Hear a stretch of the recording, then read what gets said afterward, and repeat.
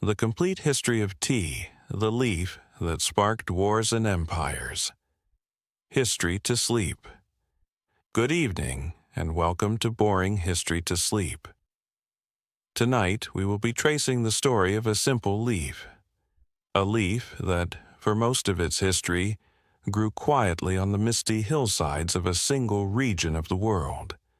Yet, when its secrets were finally unlocked, it would go on to shape the destinies of nations, build and destroy vast fortunes, spark revolutions, and fuel the engine of the largest empire the world has ever known. This is the story of tea, from a mythical discovery in ancient China to the serene Zen temples of Japan, from the opulent drawing rooms of Georgian England to the bloody battlefields of the Opium Wars. We will follow the journey of Camellia sinensis, the leaf that became the world's most popular beverage after water. Before we take our first sip of this long and complex history, we'd love to know what you are drinking as you settle in to listen tonight. Is it a cup of tea, perhaps, or something else to help you unwind? Let us know in the comments. Now, allow yourself to find a position of perfect comfort. Let the noise of the world outside fade into a distant hum. Close your eyes and let the weight of your body be held.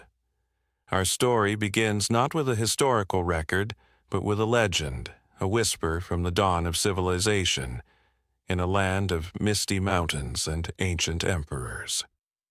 Chapter 1. A Mythical Beginning. The Divine Farmer and the First Cup. Our journey begins in the realm of myth, in a time long before the written word, in the verdant, mist-shrouded landscapes of ancient China. Here, according to a legend that has been passed down for nearly 5,000 years, lived a wise and benevolent ruler known as Shennong.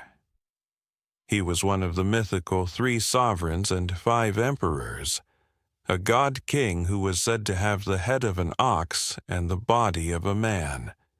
Shennong was more than just a ruler. He was a cultural hero, the father of agriculture and the founder of herbal medicine. The legend says that he had a transparent stomach, which allowed him to see the effects of every plant he consumed on his own body. He roamed the mountains and forests of his kingdom, tasting hundreds of different herbs, leaves, and roots, carefully cataloging their properties, separating the poisonous from the nourishing, the harmful from the healing. It was his life's work to teach his people how to cultivate grains for food and how to use plants as medicine. One afternoon, in the year 2737 BCE, the emperor was traveling through a remote region of his kingdom. Feeling weary, he stopped to rest beneath the branches of a wild tree. As was his custom, he had a small cauldron of water set to boil over a fire, for he believed that drinking only boiled water was essential for good health. As he waited for the water to cool, a gentle breeze rustled the leaves of the tree above him. A few of the leaves detached from their branches and drifted down, spiraling gently into his pot of hot water. Before he could remove them, the leaves began to infuse the water, turning it a pale, golden-brown color and releasing a delicate, inviting aroma. Shennong, ever the curious scientist, decided to taste the accidental brew. He took a sip. The flavor was pleasant, slightly bitter yet refreshing. But what he noticed most was the effect it had on his body and mind. A feeling of warmth and gentle stimulation spread through him. His fatigue seemed to melt away, and his mind felt clear and alert. He felt, in a word, restored. Using his transparent stomach, he observed how the liquid from these leaves seemed to travel throughout his body, investigating every part and leaving it feeling cleansed. He named the infusion Chai, the ancient Chinese character for which depicts a man standing between grass and trees, a symbol of humanity's harmonious relationship with the natural world. He had discovered not just a pleasant beverage, but a new and powerful medicinal herb. This, of course, is a legend. There is no historical proof that Sheneng ever existed. But like all enduring myths, it contains a deeper truth. It tells us that from its very inception, tea was not seen as a simple refreshment. It was discovered, not invented. It was a gift from nature, and its properties were considered to be medicinal and restorative. It was a plant that brought clarity and balance. The tree itself, Camellia sinensis, is an evergreen shrub native to the lands where the borders of modern-day southwestern China, northern Myanmar, and the Indian state of Assam converge. For countless centuries before this mythical discovery, it grew wild and unremarked upon by human beings. The earliest, more historically grounded evidence of tea consumption comes from the Yunnan province of China.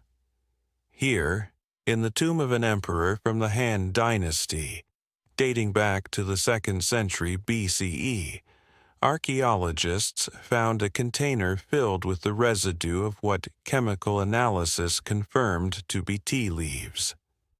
This suggests that by this time, tea was considered a valuable enough substance to be included in the grave goods of royalty, to provide them with sustenance and comfort in the afterlife. The earliest written references are equally sparse and often ambiguous.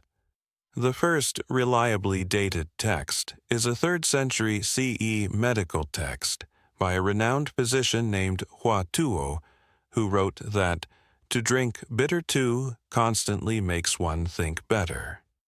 The character tu was often used for a variety of bitter plants, but in this context, it is widely believed to refer to tea. For these first few thousand years of its history, tea remained a regional curiosity, primarily confined to the southern provinces of China. It was used by Buddhist monks as a medicinal tonic and as an aid to meditation.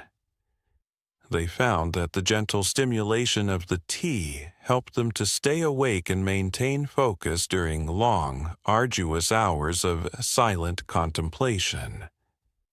It was also used by Taoist alchemists, who believed it was a key ingredient in the elixir of immortality. But for the vast majority of the Chinese population, it was an unknown bitter brew from the south. It was not yet a part of daily life, not yet an art form, not yet a national obsession. It was a quiet plant, its true potential still waiting patiently to be discovered, like a tightly rolled leaf waiting for the touch of hot water to finally unfurl. The stage was being set for its first great cultural blossoming, an era when tea would move from the apothecary's shelf in the monk's cell to the very center of the most magnificent civilization on earth. Chapter 2. The Tang Dynasty, Tea Becomes an Art. As China entered the Tang Dynasty in the 7th century CE, it was entering its golden age. This was an era of unprecedented peace, prosperity, and cultural brilliance. The empire was vast and powerful, its influence stretching across Asia. Its capital city, Chang'an, was the largest and most cosmopolitan city in the world, a bustling hub of trade and ideas at the eastern end of the Silk Road. It was in this vibrant and sophisticated atmosphere that tea, the humble southern plant, finally shed its purely medicinal identity and was reborn as a subject of art, poetry, and refined culture. During the Tang, tea drinking spread from the southern provinces and the Buddhist monasteries to become a fashionable pastime for the urban elite, the scholars, the court officials, the poets, and the artists. This transformation was championed and codified by one of the most important figures in the history of tea, a man who would become known as the Tea Saint, or the God of Tea, Lu Yu. Lu Yu was an orphan, raised by Buddhist monks in a monastery, where he was first introduced to the art of tea. He later left the monastery and became a wandering scholar, poet, and actor, but his lifelong passion was the study of tea. He spent years traveling throughout the tea-growing regions of China, meticulously observing every aspect of the plant, from its cultivation and harvesting to the various methods of its preparation. Around the year 760 CE, Lu Yu distilled all of his knowledge and passion into a single, monumental work, the Chajing, or the Classic of Tea. This was the first book in history dedicated entirely to the subject of tea, and it would elevate the beverage from a simple folk remedy to a high art form, a complex and worthy subject of intellectual and aesthetic contemplation. The Chajing is a remarkably detailed and comprehensive work. It is divided into 10 chapters, each covering a different aspect of tea. Lu Yu begins with the origins of the plant, describing its ideal growing conditions and the proper methods for plucking the leaves. He then moves on to the tools required for processing the leaves, which in the Tang dynasty were steamed, pounded, and then compressed into hard, dry cakes for storage and transport. He provides an exhaustive list of the 24 specific utensils required for the proper preparation and drinking of tea, from the charcoal-fueled brazier for heating the water to the bamboo tongs for handling the coals, the salt container for seasoning, the roller for grinding the tea cake into a fine powder, and the specific type of ceramic bowl from which the tea should be drunk. He dedicates an entire chapter to the quality of water, which he considered to be of paramount importance. He famously ranked different sources of water, declaring that water from a slow-moving mountain spring was the best, river water was mediocre, and well water was the worst. The method of preparation he describes as complex and highly ritualized. First, a piece of the compressed tea cake would be toasted over the fire to awaken its aroma. It would then be ground into a fine powder between sheets of paper. The water would be brought to a boil, with a small amount of salt added at the first boil. Just before the water reached a rolling boil, the powdered tea would be whisked into the pot, creating a frothy, vibrant green brew. This was then ladled into individual tea bowls and served. For Lu Yu, tea was not something to be drunk mindlessly. It was an experience to be savored, a form of spiritual communion with nature. He wrote that the best tea should have the strength of a young man's loins, and that the experience of drinking it should evoke a sense of harmony and tranquility. He rejected the addition of other ingredients like onion, ginger, or orange peel, which were common at the time, arguing that they corrupted the pure and natural flavor of the tea. The Chajing had a profound and immediate impact. It became an essential text for any educated person, and its highly specific rituals became the gold standard for refined tea drinking. Tea houses began to flourish in the cities of the Tang dynasty, becoming important centers of social and intellectual life, places where men would gather to play games, conduct business, and compose poetry, all over a bowl of perfectly prepared tea.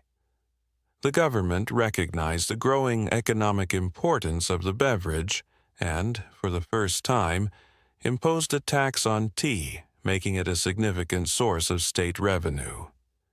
tea had completed its first great transformation. It was no longer just a plant. It was a culture. It was a philosophy, an art, and a way of life. Its principles of balance, harmony, and mindful appreciation perfectly reflecting the refined aesthetic of China's golden age.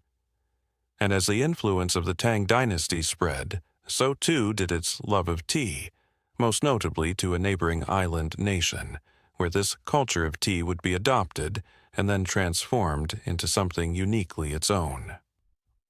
Chapter 3. Japan in the Way of Tea. Zen and the Powdered Leaf. As the Tang dynasty flourished in China, its powerful cultural influence radiated outwards, deeply shaping the development of its neighbors, particularly the island nation of Japan. Ambitious Japanese aristocrats, scholars, and monks made frequent journeys to the Chinese capital of Chang'an to study its advanced systems of government, its literature, its art, and its religion. It was through these cultural envoys that tea first made its way to Japan. The earliest record suggests that a Japanese monk named Saicho brought back the first tea seeds in the early 9th century, planting them in his monastery near Kyoto. For several centuries, however, tea remained a rare and exotic luxury in Japan, a drink consumed almost exclusively by the emperor's court and within the secluded walls of Buddhist monasteries. The true fusion of tea and Japanese culture would have to wait until the end of the 12th century, a period of great change and upheaval in Japan. This was the era when a new form of Buddhism, known as Zen, was taking root, and its most influential early proponent was a monk named Eisai. After spending years studying in the great monasteries of China, which was then under the rule of the Song dynasty, Eisai returned to Japan in 1191. He brought with him not only the teachings of the Rinzai school of Zen, but also a new and revolutionary way of preparing and consuming tea. During the Song dynasty, the Chinese had abandoned the Tang method of boiling powdered tea in a pot. Instead, they had developed a new technique. The finely ground tea powder, which we now know by its Japanese name, matcha, was placed directly into a ceramic bowl. A small amount of hot, but not boiling, water was added, and the mixture was then whipped into a thick, frothy, jade-green liquid using a delicate split bamboo whisk. Eisai was a passionate advocate for this new form of tea. He saw it not just as a pleasant beverage, but as a powerful medicine, and, most importantly, as an indispensable tool for Zen practice. He wrote a book entitled Kissa Yojuki, or Drinking Tea for Health, in which he extolled the virtues of tea, claiming it could cure a wide range of diseases and promote a long and healthy life. He famously cured the shogun, the military ruler of Japan, of an illness with his tea, an act which greatly enhanced the prestige of the beverage. For Eisai and his followers, the gentle stimulation of the matcha was the perfect aid to zazen, the practice of seated meditation. It allowed the monks to remain alert and focused for long hours, fighting off drowsiness without creating a sense of agitated energy. The very act of preparing the matcha, the careful measuring of the powder, the precise pouring of the water, the focused rhythmic motion of the whisk, was itself a form of moving meditation, a practice in mindfulness and being present in the moment. Over the next few centuries, this connection between Zen Buddhism and powdered green tea deepened and evolved, gradually moving out of the monastery and into the secular world of the samurai warrior class. It was during this time that the practice was slowly codified and transformed into the highly ritualized and deeply philosophical art form known as shanoyu, the Japanese tea ceremony, or the way of tea. The great masters of this art, figures like Murata Juko and Senno Rikyu in the 15th and 16th centuries, stripped the ceremony of all its ostentatious and luxurious trappings, which had been favored by the wealthy shoguns. They infused it instead with the core principles of Zen: simplicity, tranquility, and an appreciation for the imperfect and the transient. They developed a new aesthetic, known as wabi-sabi, which found beauty in rustic, unadorned, and asymmetrical objects.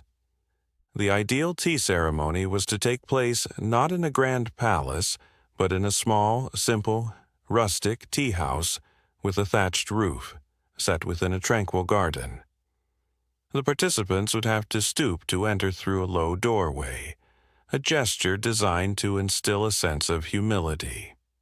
The utensils used were not to be perfect, machine-made objects, but rather rough, handmade ceramic bowls, often with slight imperfections, each with its own unique character. The ceremony itself is a slow, graceful, and highly choreographed ritual. Every object, from the water scoop to the tea caddy, is handled with a precise and reverent grace. Every movement of the host is deliberate and mindful. The guests, in turn, are expected to watch in silent appreciation, their minds focused entirely on the present moment. The experience is designed to create a sense of profound peace and to foster a deep, unspoken connection between the host, the guests, and the natural world, as represented by the tea and the seasonal flower arrangement in the alcove. The way of tea, as perfected by Senno Rikyu, was more than just a method of drinking a beverage. It was a spiritual discipline, a practical application of Zen philosophy to everyday life. It taught that in the simple, humble act of preparing and sharing a bowl of tea, one could find harmony, respect, purity, and tranquility, the four great principles of the ceremony. The Japanese had taken the Chinese gift of tea and had transformed it into something uniquely and profoundly their own, a cultural touchstone that continues to represent the very essence of Japanese aesthetics and philosophy to this day. While this quiet and contemplative tea culture was being perfected in Japan, back in China, the world of tea was about to undergo another radical transformation, one that would pave the way for its eventual journey to the West. Chapter 4: The Ming Dynasty, the Teapot and a World of Flavors. As the centuries turned, and Japan was perfecting its intricate ceremony around powdered matcha, the culture of tea in its homeland of China was once again in the midst of a profound and fundamental shift. In 1368, the Mongol-led Yuan dynasty was overthrown, and a new native Chinese dynasty, the Ming, came to power. The first Ming emperor, Hongwu, was a man of the people, a former peasant who had risen to become a powerful general. He was a practical and austere ruler, determined to root out the corruption and extravagance that had characterized the previous court. One of his targets for this reform was the tea industry. The production of the compressed tea cakes, which had been the standard form of tea for centuries, had become a source of immense wealth and corruption. The cakes were often used as a form of currency and were a vehicle for bribery and speculation. In a sweeping decree issued in 1391, Emperor Hongwu banned the production of compressed tea entirely. He declared that from that point forward, all tribute tea sent to the imperial court must be in the form of loose, whole leaves, This single imperial edict, born of a desire for political and economic reform, had a revolutionary and entirely unintended consequence. It completely changed the way that the Chinese people prepared and consumed their national beverage. With the compressed tea cake now a thing of the past, the complex and cumbersome tools of the Tang and Song dynasties, the grinders, the rollers, the whisks, were rendered obsolete. A new, much simpler method of preparation was required. People began to simply place the whole, loose tea leaves into a bowl and pour hot water over them, allowing the leaves to steep and infuse the water with their flavor. This was a return to a more natural and direct way of experiencing the tea leaf itself. This new method, however, created a practical problem: how to separate the infused liquid from the spent leaves when serving. The solution to this problem was a humble but revolutionary invention: the teapot. While simple spouted vessels had existed for centuries for serving wine and water, it was during the Ming Dynasty that the small ceramic teapot, specifically designed for brewing and serving tea, was perfected and became a household staple. The teapot allowed the leaves to unfurl and infuse freely in the hot water, and its built-in strainer, in the form of small holes at the base of the spout, held the leaves back as the tea was poured into individual cups. This simple, elegant piece of technology would come to define the modern tea experience around the world. The epicenter of this new teapot culture was the city of Yixing in Jiangsu province. The region around Yixing was blessed with a unique, rich deposit of a special type of clay, known as xisha, or purple sand clay. This clay was dense, porous, and unglazed, and it had the remarkable property of absorbing the flavor and aroma of the tea that was brewed in it over time. A well-seasoned Yixing teapot, used for many years to brew a single type of tea, would develop a patina that enhanced the flavor of every subsequent brew. Yixing teapots became the most prized possession of any serious tea connoisseur. They were not mass-produced, but were individually handmade by skilled artisans, each pot a unique work of art, often bearing the personal seal of its maker. The shift to loose-leaf tea and the invention of the teapot had another profound effect. It unleashed an incredible diversity of tea types. When tea was ground into a powder, the subtle differences between varietals and processing methods were often lost.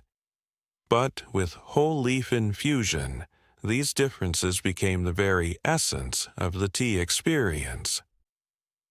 Chinese tea masters began to experiment with different ways of processing the freshly plucked leaves to produce a dazzling array of new flavors, aromas, and colors. They perfected the art of making green tea, where the leaves are quickly heated after plucking to prevent oxidation, preserving their fresh vegetal character.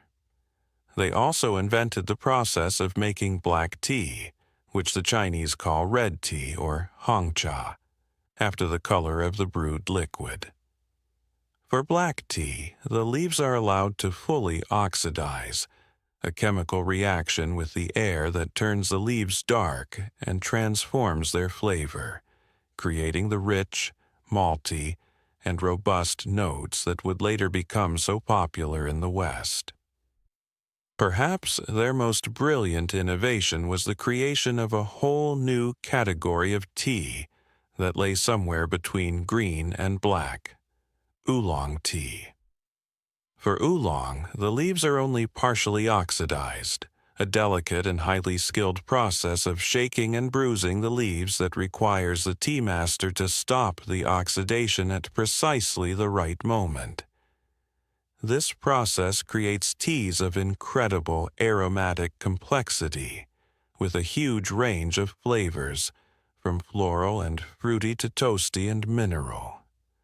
They also developed techniques for scenting tea with fresh flowers, like jasmine and osmanthus, and for aging certain types of tea, like pu'er from Yunnan, which, like a fine wine, develops a deeper, smoother, and more complex character over many years.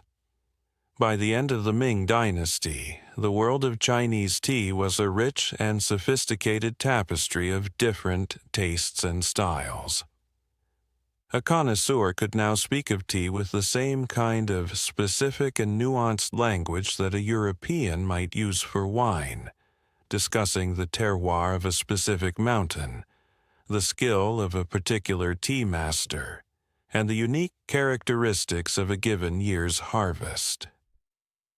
This was the world of tea that the first European merchants would encounter as they began to arrive on the shores of China in the 16th and 17th centuries.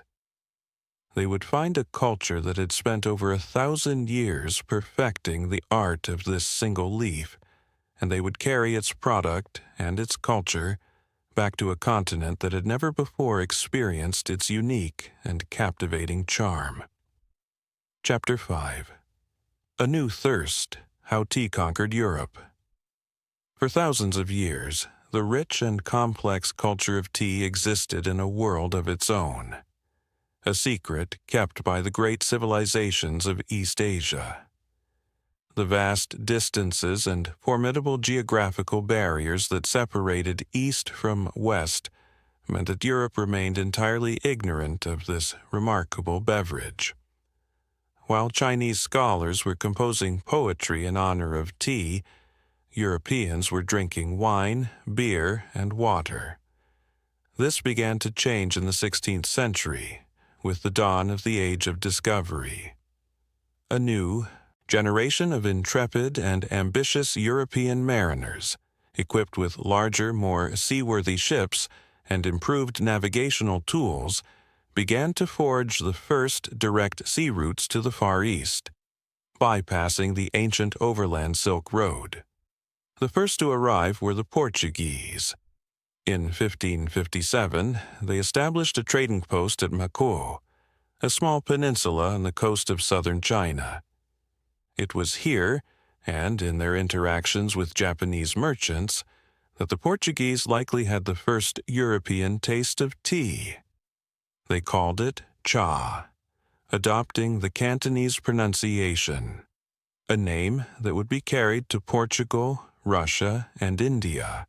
However, it was not the Portuguese but their rivals, the Dutch, who would be the first to commercialize tea and introduce it to Europe on a significant scale. By the early 17th century, the Dutch East India Company, the VOC, had become the dominant European power in the Asian trade. In 1610, a Dutch ship carried the first commercial shipment of tea from Japan to Amsterdam. For the first few decades, tea remained an extremely rare, fantastically expensive, and exotic curiosity in Europe. It was sold not as a beverage, but as a medicine, available only in the apothecary shops of major cities like Amsterdam, Paris, and London. It was promoted by physicians as a cure for a wide range of ailments, much as it had been in Europe's own past with tobacco. They claimed it could cure gout, gallstones, and scurvy, and that it could purify the blood and expel gravel.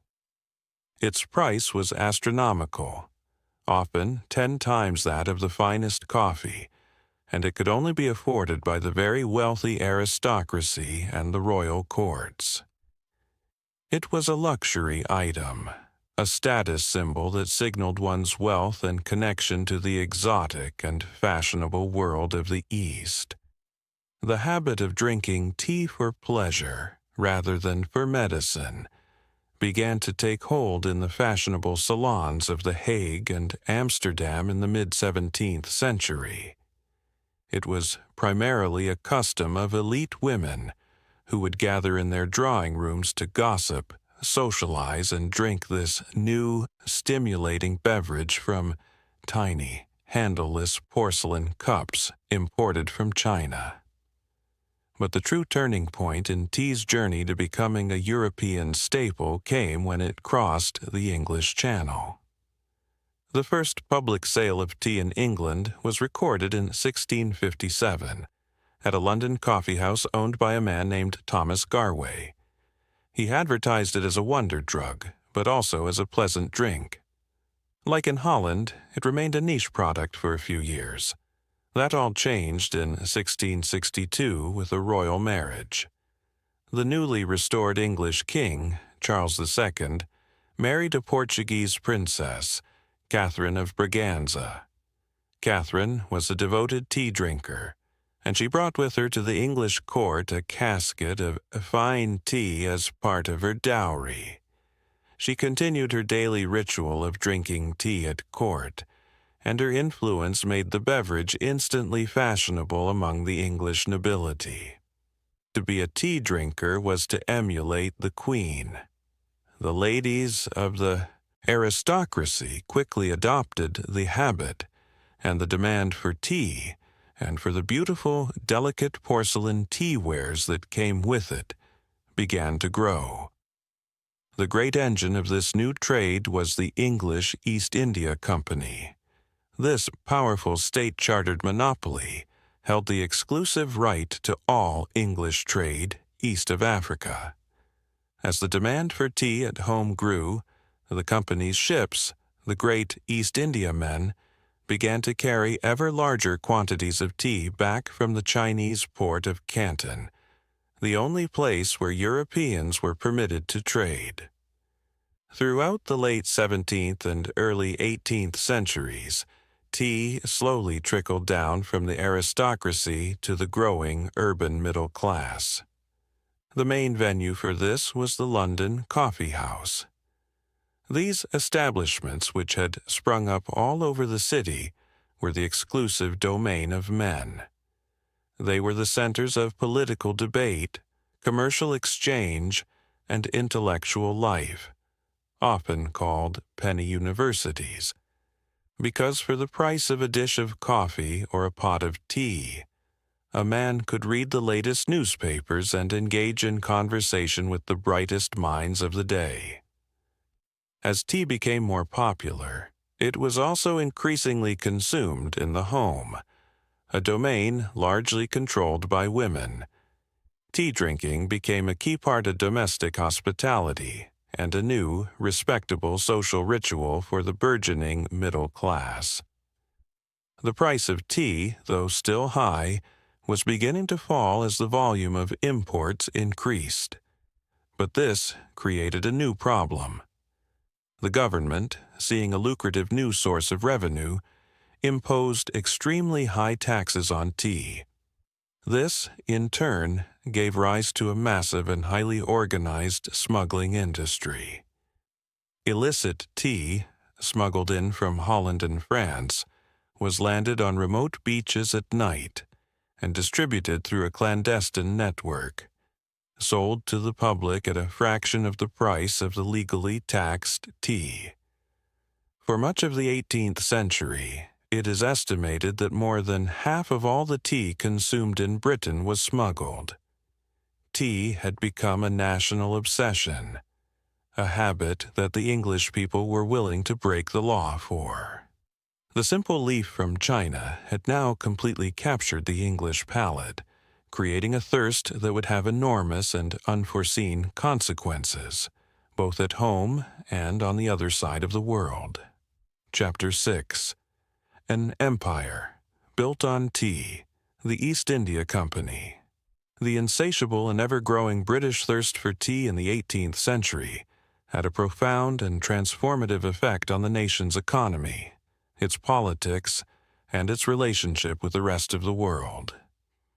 At the very center of this transformation stood one of the most powerful and unusual organizations in history, the Honorable East India Company. The company, as it was known, was not a government body, but a private joint stock corporation, granted a royal charter that gave it a complete monopoly on all British trade with Asia. Over the course of 2 centuries, it would evolve from a simple trading venture into a de facto colonial government, a corporate state, with its own army, its own navy, and its own civil service, which would come to rule over vast swaths of the Indian subcontinent. And the commodity that fueled its incredible rise to power, more than spices, more than textiles, was tea. The company's business model was deceptively simple. Its great sailing ships, the majestic East Indiamen, would embark on a long and perilous 2-year round-trip voyage. They would sail from London, down the Atlantic, around the Cape of Good Hope in Africa, and across the Indian Ocean to the company's trading posts in India. There, they would sell British manufactured goods and pick up Indian cotton textiles. Then they would sail on to the single port in China, where the imperial government permitted foreigners to trade, Canton, modern Guangzhou. In Canton, they would sell the Indian cotton and use the proceeds to buy the one commodity that everyone in Britain desperately wanted: tea. The ships would then be loaded to the gunwales with chests of tea and begin the long voyage home, where the tea would be sold at auction in London for an immense profit. This trade created a virtuous, or depending on your perspective, vicious cycle of growth. The more tea the British public drank, the more profits the company made. The more profits the company made, the more ships it could build, the more men it could hire, and the more political influence it could wield back in London. The company became a major lender to the British government, and its wealthy directors and shareholders, the nabobs, held many seats in Parliament. The interests of the company and the interests of the British state became inextricably intertwined. The entire enterprise, however, rested on a fundamental and deeply problematic economic imbalance. The British had an almost limitless demand for Chinese tea. The Chinese, on the other hand, had almost no demand for anything the British had to offer. The Qing dynasty, which ruled over a vast, sophisticated, and largely self-sufficient empire, viewed the Europeans as uncivilized barbarians. They saw little of value in the heavy woolen cloths and other trinkets that the British merchants brought to Canton. The one and only thing the Chinese would accept as payment for their tea was silver. This created a massive and debilitating trade deficit for Britain. Year after year, vast quantities of silver bullion flowed out of the British economy and into the imperial coffers of China. From a mercantilist perspective, this was a national crisis. The country was hemorrhaging its precious metals simply to satisfy its addiction to a foreign leaf. The company and the British government spent decades trying to solve this problem. They tried to persuade the Chinese to open up more ports to trade and to buy more British goods. In 1793, a major diplomatic mission, led by Lord Macartney, was sent to the court of the Qianlong Emperor in Beijing. The mission was a spectacular failure. The emperor famously sent a letter back to King George III, informing him that the Celestial Empire possessed all things in abundance and had no need of the manufactures of outside barbarians. The British were sent away empty-handed, and the silver continued to drain away. This persistent trade imbalance and the desperate, ruthless, and ultimately catastrophic solution that the East India Company would devise to solve it would become one of the darkest chapters in the history of tea. The company, in its relentless pursuit of profit, was about to unleash a new and far more dangerous commodity on the Chinese people, a commodity grown in its new territories in India, a commodity that would create a new and far more destructive addiction. The thirst for tea was about to be quenched with a poison that would plunge a great civilization into a century of chaos and humiliation. The leaf of peace was about to be paid for with the flower of narcosis. Chapter 7. The Opium Wars, a Dark and Bitter Brew. Faced with the Chinese emperor's complete lack of interest in their goods and the continuing disastrous outflow of silver, the directors of the East India Company began to search for a new commodity, something that the Chinese people would want, something they would become so dependent on that they would trade anything for it, including their precious tea. They found that commodity growing in their newly conquered territories in India, particularly in Bengal. It was the opium poppy. Opium, the dried latex from the poppy seed pod, had been known in China for centuries, but it was used primarily as a medicine, a powerful painkiller for dysentery and other ailments. Its use as a recreational, smokable drug was a niche and frowned-upon habit. The East India Company set out to change that. In a breathtakingly cynical act of corporate drug pushing, the company decided to deliberately create and supply a massive market of opium addicts in China, in order to reverse the balance of trade. The company established a complete monopoly on the cultivation of poppies in Bengal. Indian farmers were often coerced into growing poppies instead of food crops. The raw opium was then processed into a smokable form in the company's factories in Calcutta and Patna. There was, however, one significant obstacle. The opium trade was illegal in China.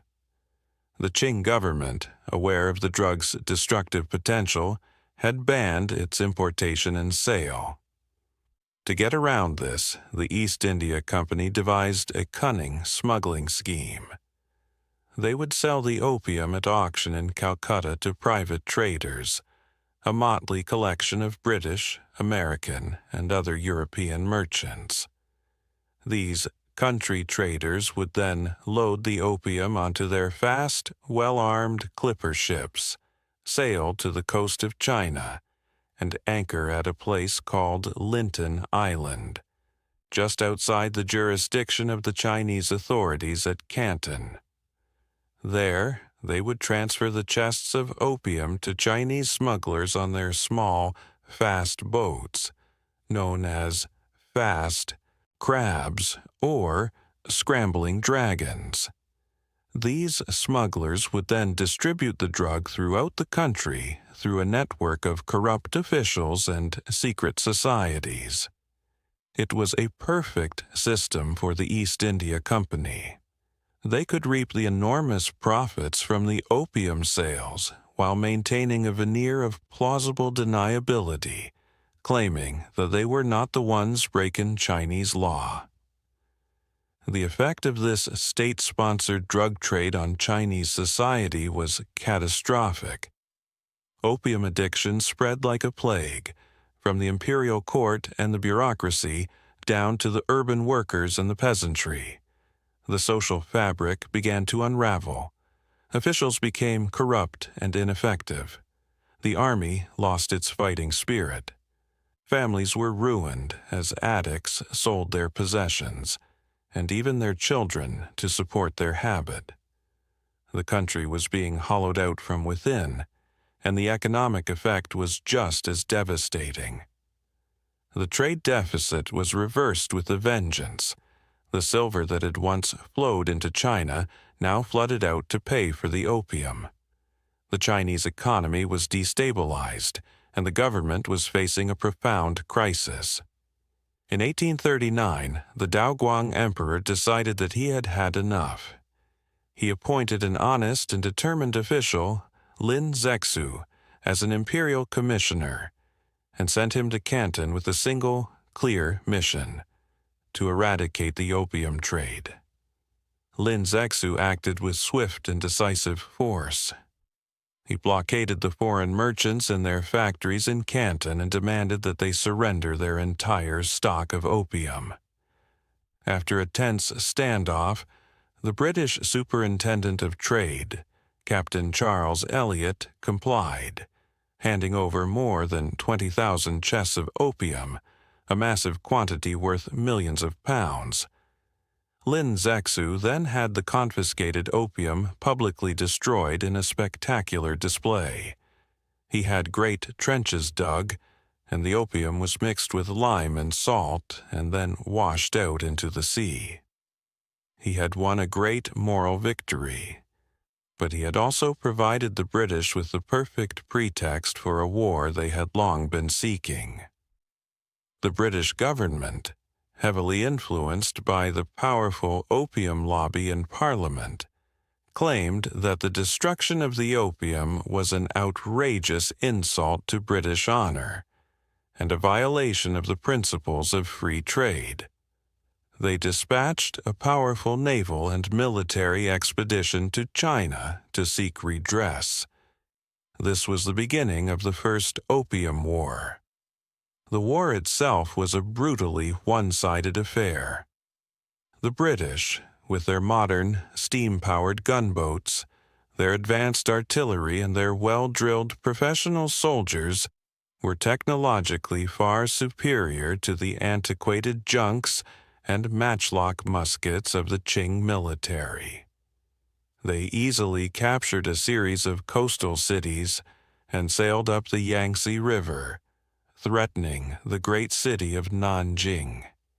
In 1842, the defeated Qing government was forced to sign the Treaty of Nanjing, the first of what would become known as the Unequal Treaties. The terms were humiliating. China was forced to pay a massive indemnity to Britain to compensate them for the destroyed opium, to cede the island of Hong Kong to the British in perpetuity, and to open up 5 new treaty ports to foreign trade. A second opium war a decade later would result in even more concessions. The opium wars were a national trauma for China, the beginning of a century of humiliation at the hands of Western powers. And at the root of it all was the simple British desire for a cup of tea, a desire so strong that a great nation was willing to wage war and addict another great nation to a deadly drug in order to pay for it. Chapter 8: A Tempest in a Teapot, Revolution in America. While the East India Company was using its immense power to force its trade upon China, its actions were also stirring up trouble in another, very different corner of the world, its own colonies in North America. By the mid-18th century, tea had become a beloved and staple beverage in the 13 American colonies, just as it had in the mother country. From the fashionable drawing rooms of Boston and Philadelphia to the rustic farmhouses of the frontier, Americans of all classes enjoyed their daily cup of tea. It was a symbol of their shared British heritage and a comforting ritual of domestic life. However, like in Britain, the tea trade was a source of political and economic friction. The British government viewed the colonies as a source of revenue, and tea, as a popular imported good, was an obvious target for taxation. The colonists, on the other hand, were beginning to develop a strong sense of their own identity and a fierce resentment of being taxed by a distant parliament in which they had no elected representatives. This principle of no taxation without representation would become the central rallying cry of the American Revolution, and tea would become the central symbol of their struggle. The conflict came to a head in the 1760s and 70s. After the costly 7 Years' War, the British government was deeply in debt and sought to raise money by imposing a series of new taxes on the colonies. The Townshend Acts of 1767 placed a duty on a variety of imported goods, including paper, glass, and tea. The colonial response was immediate and furious. They organized boycotts of British goods, and women, who were the primary consumers of tea, formed Daughters of Liberty groups, signing pledges to abstain from drinking the taxed beverage. They brewed their own alternative Liberty teas from local herbs like raspberry leaves and mint. The boycott was so effective that the British government was eventually forced to back down, repealing most of the Townshend duties in 1770. However, they left the small tax on tea in place, not for the revenue it would generate, but as a symbolic assertion of Parliament's right to tax the colonies. This set the stage for the final confrontation. By 1773, the British East India Company was in deep financial trouble.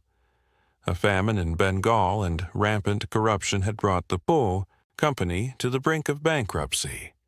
It had a massive surplus of tea, over 17 million pounds of it, sitting unsold in its London warehouses. To save the company from collapse, the British government passed the Tea Act of 1773. The act was a bailout package. It gave the East India Company a monopoly on the direct sale of tea in the American colonies, allowing it to bypass the colonial merchants who had traditionally acted as middlemen. The tea would still be subject to the Townshend tax, but because the company could now sell directly, the final price of the tea would actually be lower than the smuggled Dutch tea that most colonists were drinking. The British government thought this was a clever move.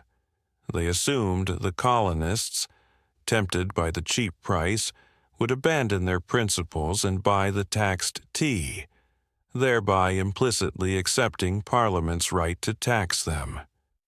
They had fundamentally misread the mood in the colonies. For the American patriots, this was not an economic issue. It was a matter of principle. They saw the Tea Act as a Trojan horse, a deceptive attempt to trick them into surrendering their political rights. The radical leaders of the Patriot movement, men like Samuel Adams and John Hancock, were determined to resist.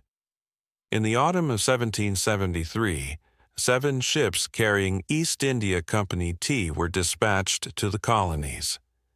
In cities like New York and Philadelphia, the Patriots successfully intimidated the ship's captains and the company's agents, forcing the ships to return to England with their cargo still on board. But in Boston, the royal governor, Thomas Hutchinson, was determined to enforce the law. He refused to allow the 3 tea ships anchored in Boston Harbor, the Dartmouth, the Eleanor, and the Beaver, to leave until the tax was paid. This created a tense standoff that lasted for weeks. The deadline for payment was December 16th. On that night, a massive town meeting was held at the Old South Meeting House, attended by thousands of angry Bostonians.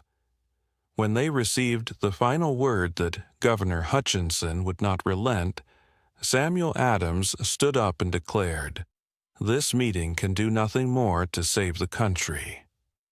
This was a prearranged signal. A roar went up from the crowd, and a group of men, members of the Sons of Liberty, some of them disguised as Mohawk Indians to conceal their identities, rushed down to Griffin's Wharf, where the tea ship were docked. In a disciplined and surprisingly orderly fashion, they boarded the 3 ships. Over the next 3 hours, they worked methodically, hoisting 342 chests of East India Company tea from the holds and smashing them open with axes. They then dumped the entire contents, over 92,000 pounds of tea worth of fortune, into the waters of Boston Harbor.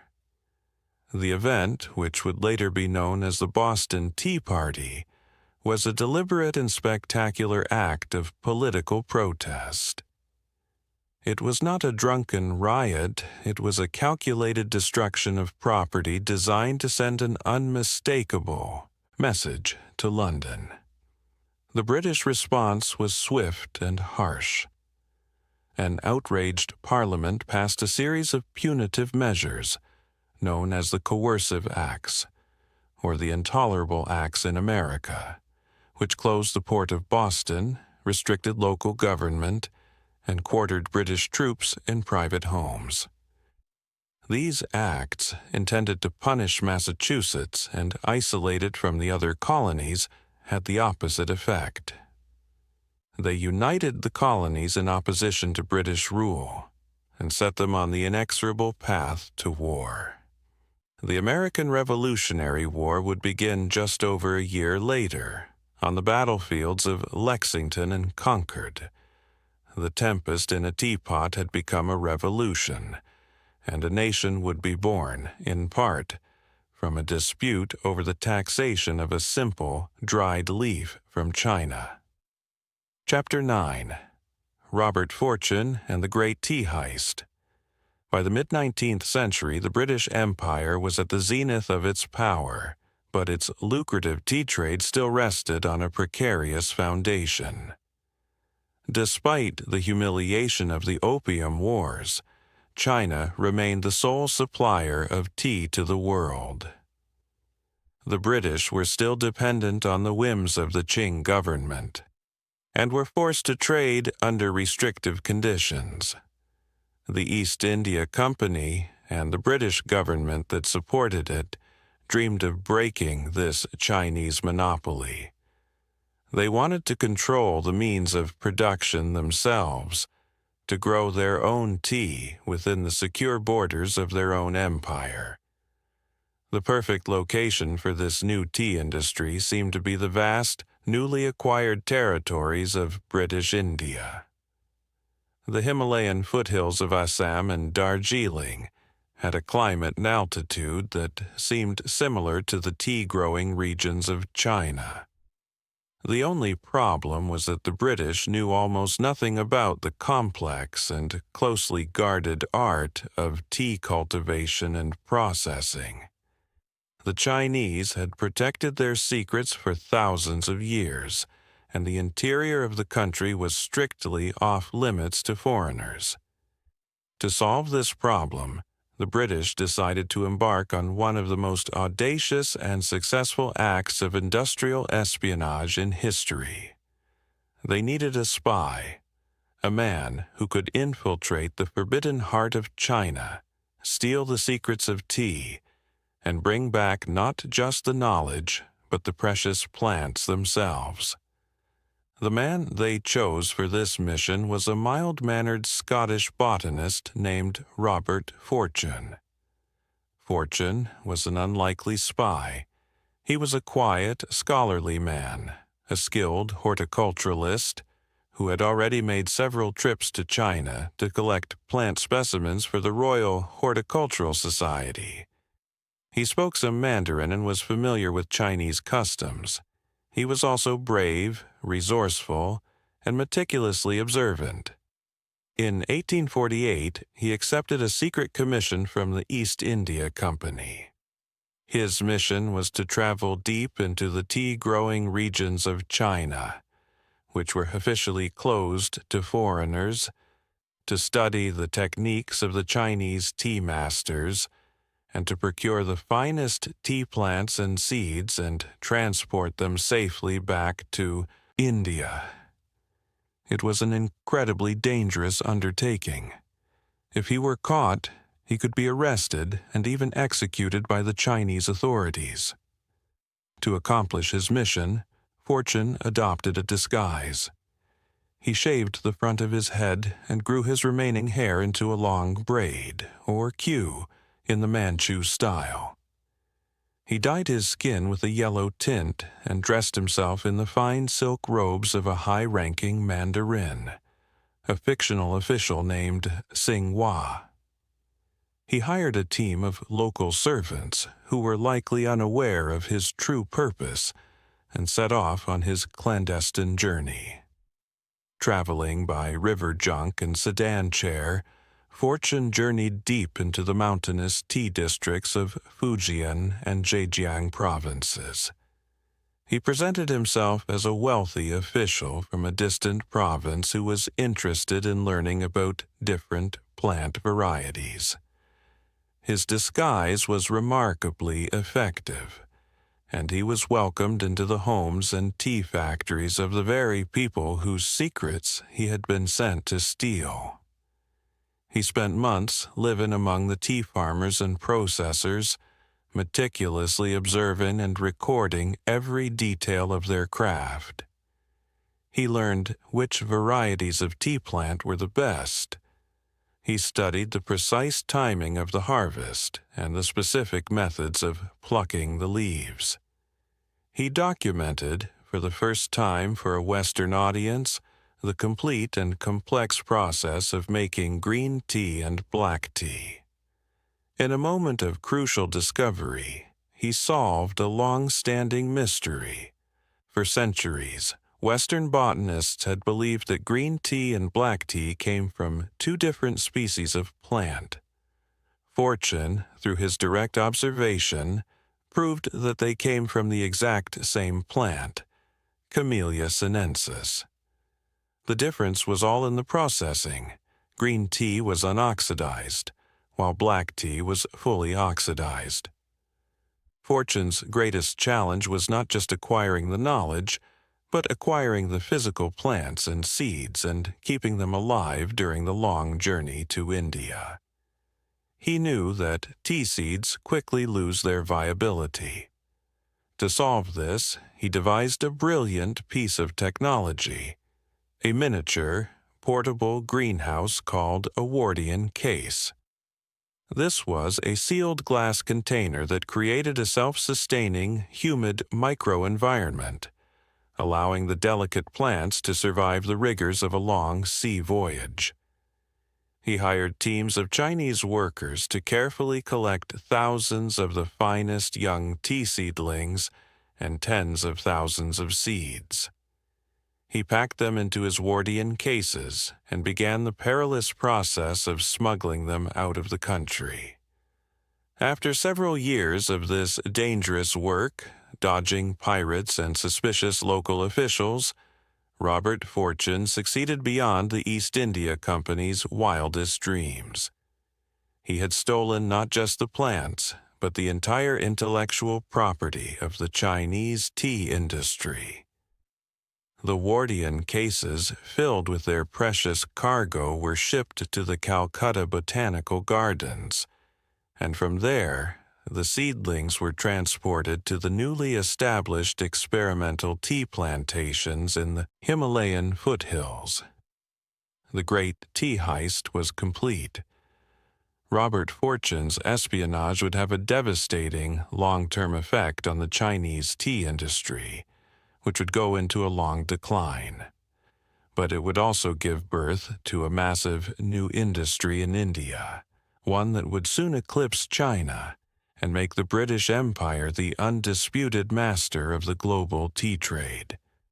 Chapter 10. The Plantations of India, the Bitter Taste of Empire. With the stolen Chinese tea plants and the expert knowledge provided by Robert Fortune, the British were finally ready to build their own tea empire. The chosen locations for this grand experiment were the remote jungle-covered hillsides of Assam in northeastern India, and the breathtakingly steep slopes of the Himalayan foothills around the town of Darjeeling.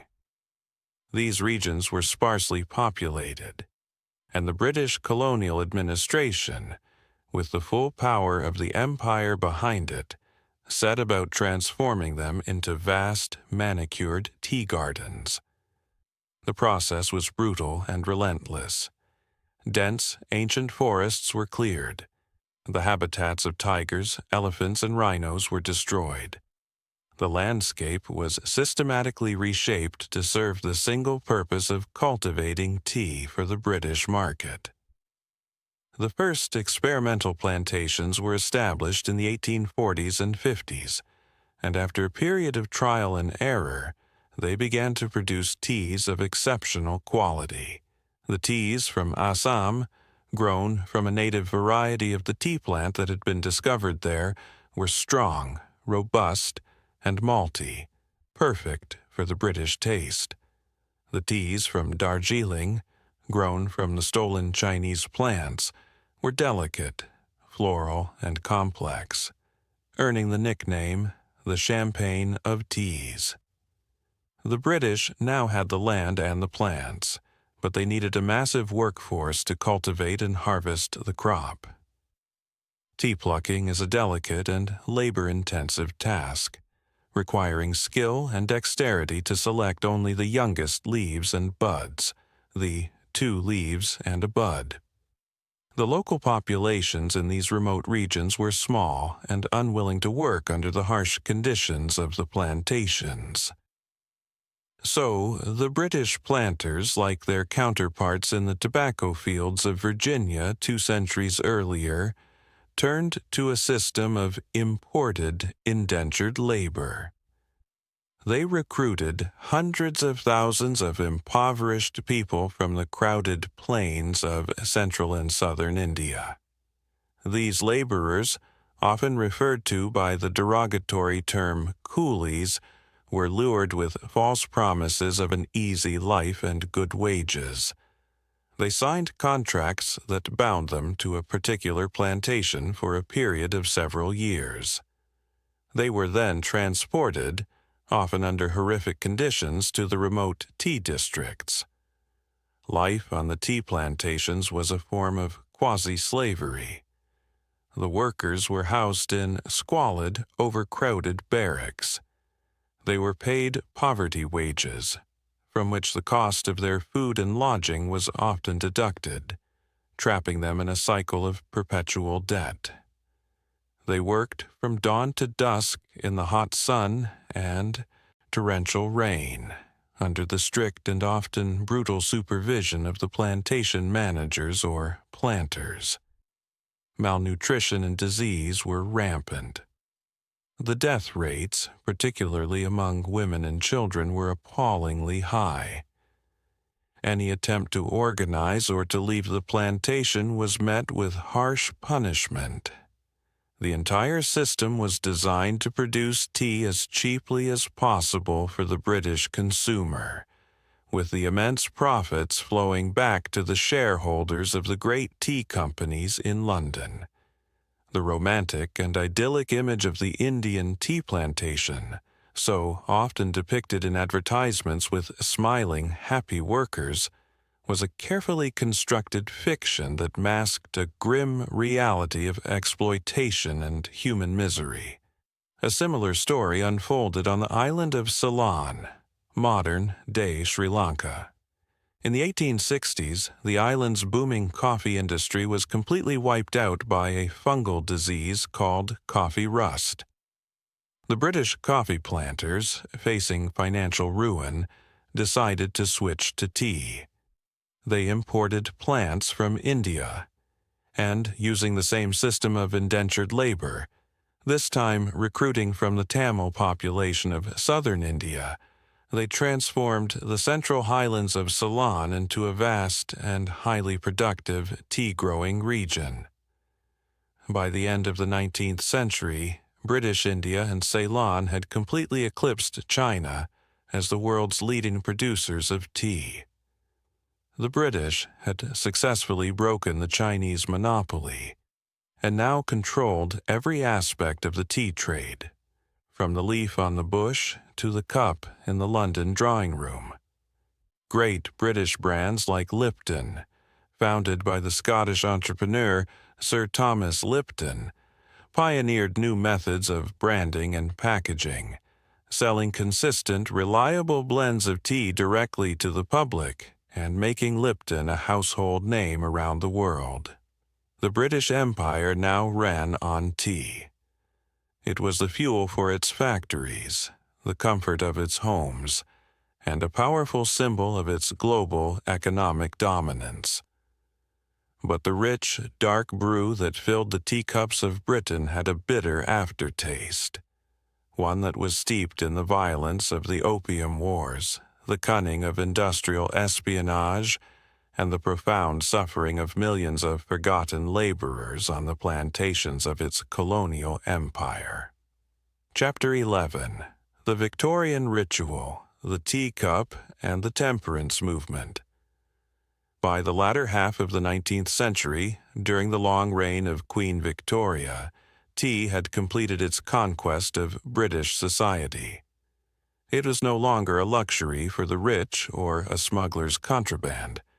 It was a national beverage, an indispensable part of daily life for every social class, from the Queen in Buckingham Palace to the humblest worker in a Manchester cotton mill. The Victorian era was a time of great social change, industrialization, and a deep concern with domesticity, respectability, and social order. In this context, tea found a new and powerful role. It became the centerpiece of a set of domestic rituals that defined the very essence of Victorian family life, and it was embraced by social reformers as a powerful weapon in the fight against the perceived evils of alcohol. The most famous of these new rituals was afternoon tea. According to legend, this tradition was invented in the 1840s by Anna, the Duchess of Bedford, a lady-in-waiting to Queen Victoria.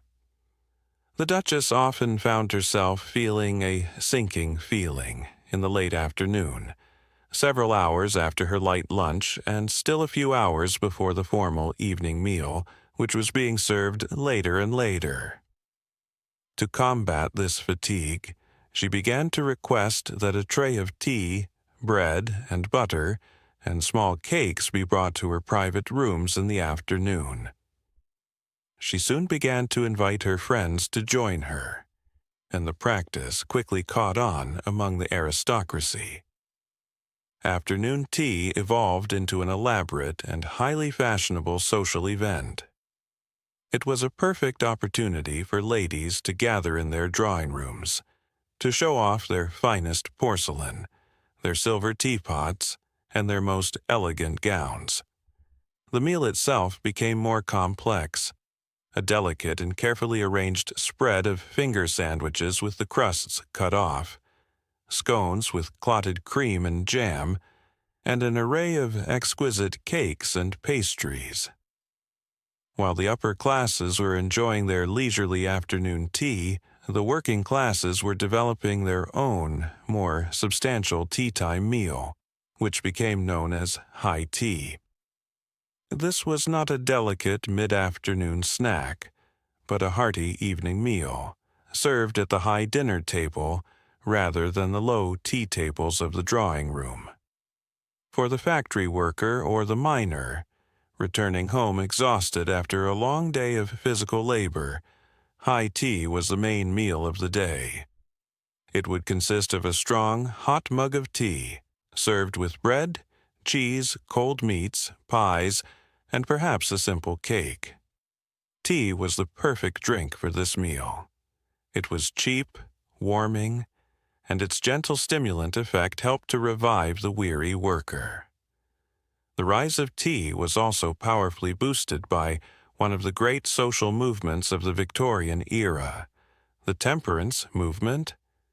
Social reformers, often driven by a strong sense of Protestant Christian morality, were deeply concerned about the devastating effects of alcoholism on the urban working class.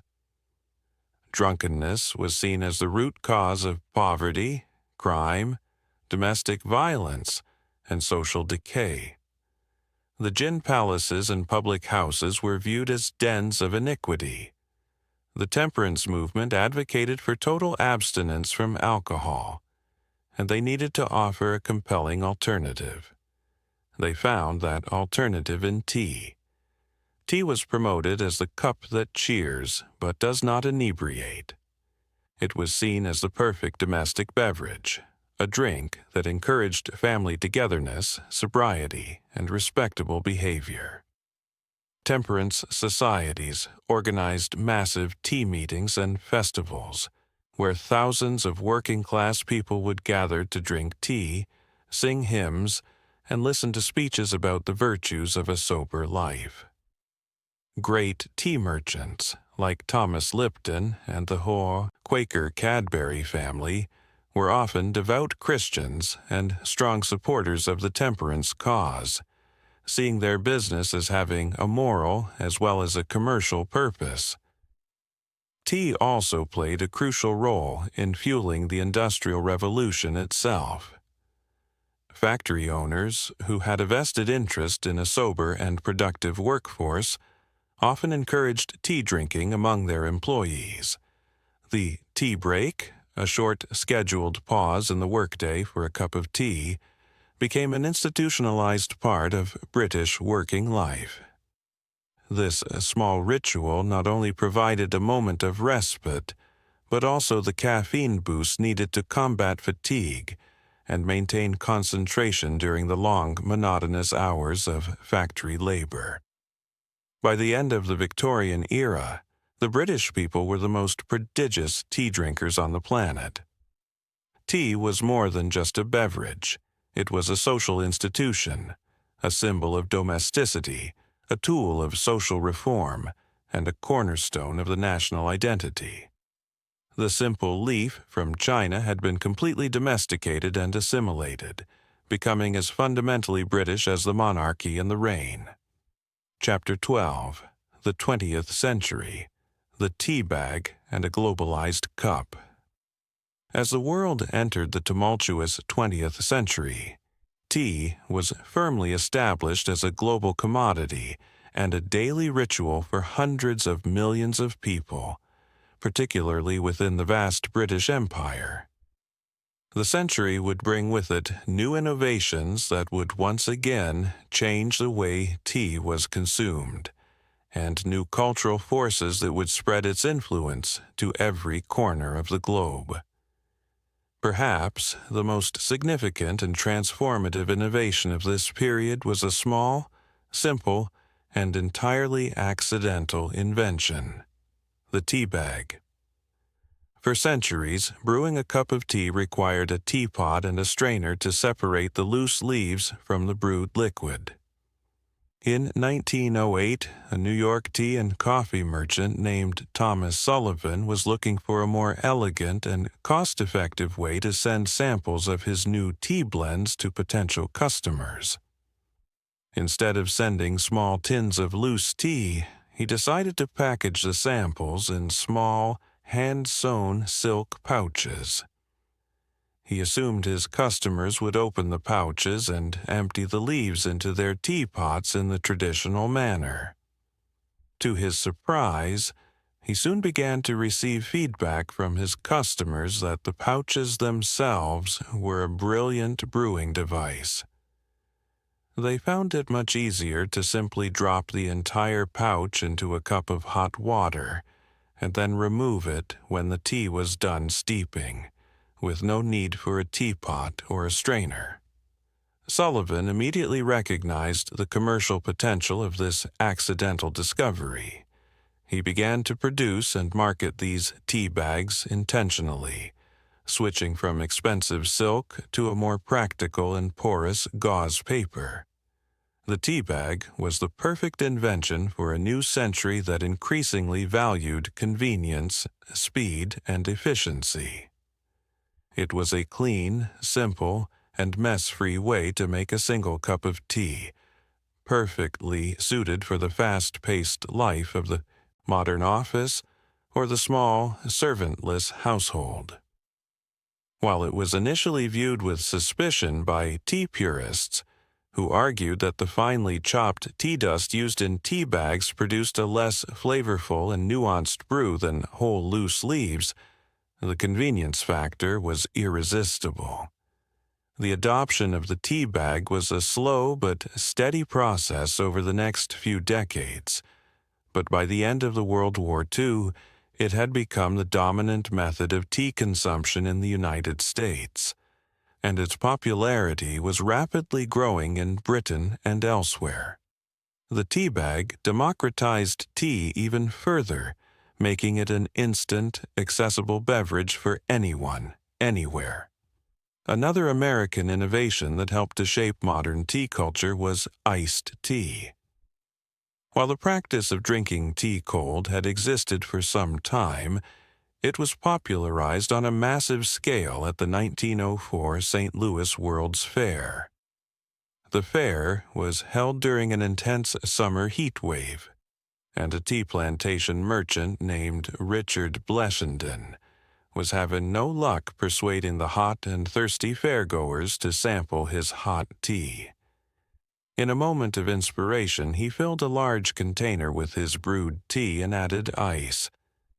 The refreshing, cold beverage was an instant sensation, and iced tea has remained one of the most popular forms of tea consumption in the United States ever since. The 20th century also saw the decline of the great colonial empires and the rise of a new, globalized culture. The tea plantations of India and Sri Lanka gained their independence from British rule, and the tea industry became a vital part of their own national economies. Tea culture, once largely confined to Asia and the British Commonwealth, began to spread and diversify.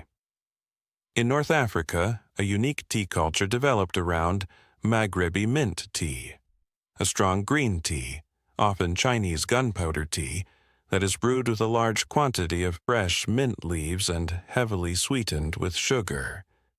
The preparation and serving of this tea is a central ritual of hospitality in countries like Morocco and Algeria.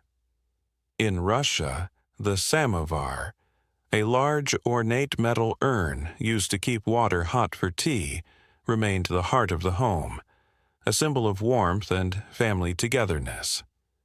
In the latter half of the century, a new and playful form of tea culture emerged from Taiwan, bubble tea, or boba.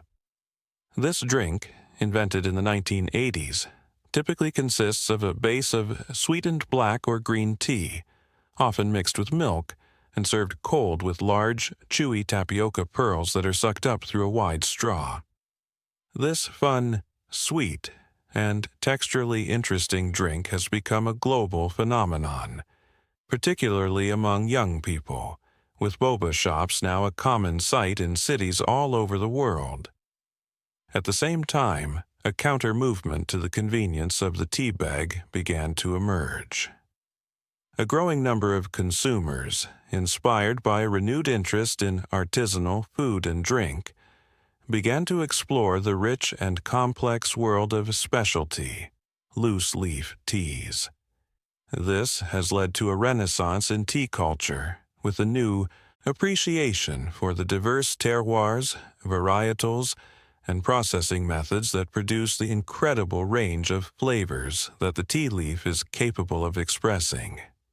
From the rare, hand-rolled oolongs of Taiwan to the smoky lapsang souchong of Fujian, the world of tea is now more diverse and accessible than ever before. Chapter 13, The Modern Cup, Health, Harmony, and a Return to Origins. As we arrive in the 21st century, the story of tea has, in many ways, come full circle.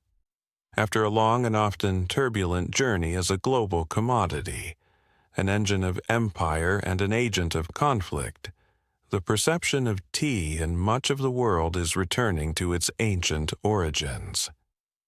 It is increasingly seen not just as a simple beverage, but as a source of health, a vehicle for mindfulness, and a way to connect with a more natural and sustainable way of life.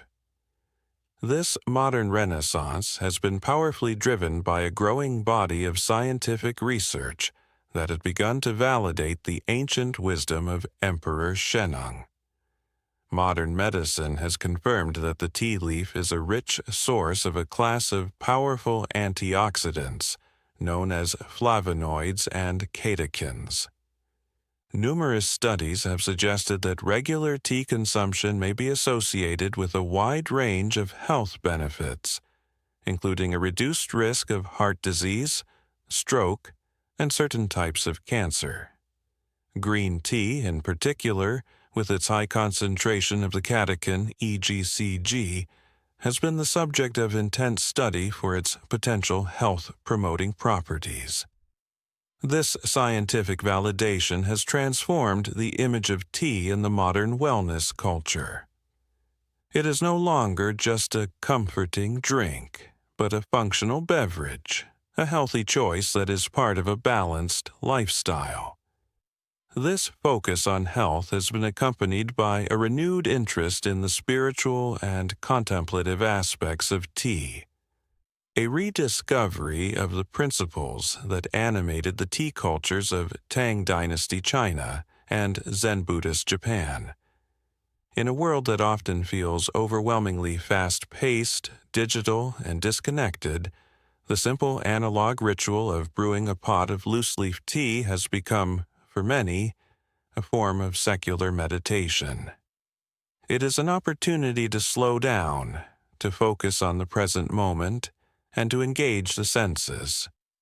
The act of watching the leaves unfurl in the hot water, of smelling the complex aroma as it rises from the cup, of savoring the subtle and evolving flavors on the palate. All of this encourages a state of mindfulness and tranquility. A new generation of tea enthusiasts and tea sommeliers are exploring the vast and nuanced world of single-origin, artisanal teas with the same passion and intellectual rigor that has long been reserved for fine wine or specialty coffee. They are learning about the specific cultivars of the Camellia sinensis plant, the unique terroir of different tea-growing regions, and the incredible skill of the tea masters who craft the leaves. This has created a new emphasis on transparency and ethical sourcing in the tea industry. Consumers are increasingly interested in knowing where their tea comes from, how it was grown, and whether the people who plucked the leaves were treated fairly. This is slowly helping to address the long and often dark legacy of exploitation that has haunted the industry since the days of the colonial plantations. The story of tea, which for centuries was a story of a one-way flow of culture and resources from east to west, has now become a true global exchange. The traditions of the Japanese tea ceremony, the Chinese gongfu-che style of brewing, and the diverse tea cultures of India and Sri Lanka are now studied and practiced by people all over the world. At the same time, new tea cultures are constantly evolving, from the spice-infused chai lattes of Western coffee shops to the cold-brewed and nitro-infused teas of modern beverage companies. The humble leaf of the Camellia sinensis plant has proven to be remarkably adaptable, capable of expressing itself in a seemingly infinite variety of forms and flavors, and of fitting itself into the rituals and routines of almost every culture on Earth. It has been a medicine, an art form, a symbol of peace, and a cause for war. It has comforted the lonely, stimulated the weary, and brought people together in shared ritual for thousands of years. Its journey is a reflection of our own history, a story of discovery, trade, conflict, and connection. And so, as our story of this remarkable leaf comes to a close, perhaps you can imagine the delicate aroma rising from that first mythical cup, brewed by a wise emperor on a misty mountainside. Allow that sense of warmth, clarity, and peace to settle over you now. The long journey is over. There is nothing left to do but to let go, to allow the gentle weight of this story to guide you down into a deep and profoundly restful sleep. Good night,